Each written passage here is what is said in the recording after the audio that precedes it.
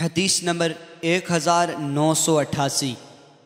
رسول اکرم صلی اللہ علیہ وسلم کی زوجہ مطہرہ حضرت عائشہ رضی اللہ تعالی عنہا سے مروی ہے، فرماتی ہیں رسول اکرم صلی اللہ علیہ وسلم کی ظاہری حیات طیبہ میں سورج کو گرہن لگ گیا تو آپ مسجد کی طرف تشریف لے گئے۔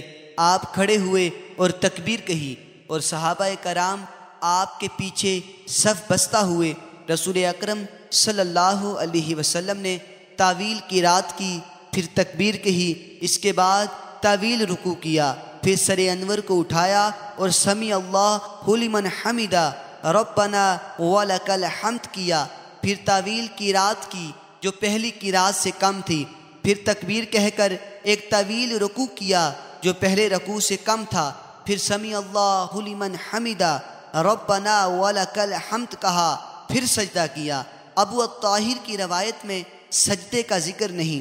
آپ صلی اللہ علیہ وسلم نے دوسری روایت میں بھی اسی طرح کہا، حتیٰ کہ 4 رکوع اور 4 سجدے مکمل کیے اور سلام پھیرنے سے پہلے سورج روشن ہو گیا، پھر کھڑے ہو کر خطبہ دیا اور اس میں اللہ تعالیٰ کے شایان شان حمد و ثنا کی۔ پھر فرمایا، سورج اور چاند اللہ تعالیٰ کی نشانیوں میں سے 2 نشانیاں ہیں، کسی کی موت یا زندگی کی وجہ سے ان کو گرہن نہیں لگتا۔ جب تم یہ صورت دیکھو تو نماز کی طرف جلدی کرو۔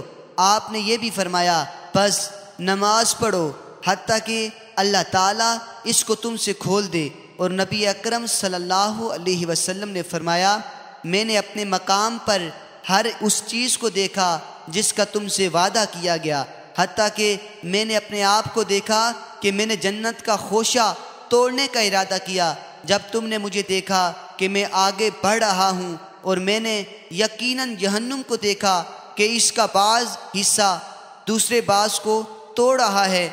جب تم نے مجھے دیکھا کہ میں پیچھے ہٹ رہا ہوں، اور میں نے اس میں عمر بن لحیہ کو دیکھا جس نے اس سے پہلے بتوں سے نامزد کیا اور ان کا کھانا حرام قرار دیا۔ ابو الطاہر کی روایت وہاں ختم ہو گئی تھی جہاں فرمایا، نماز کے لیے جلدی کرو، اور بعض والا کلام ذکر نہیں کیا۔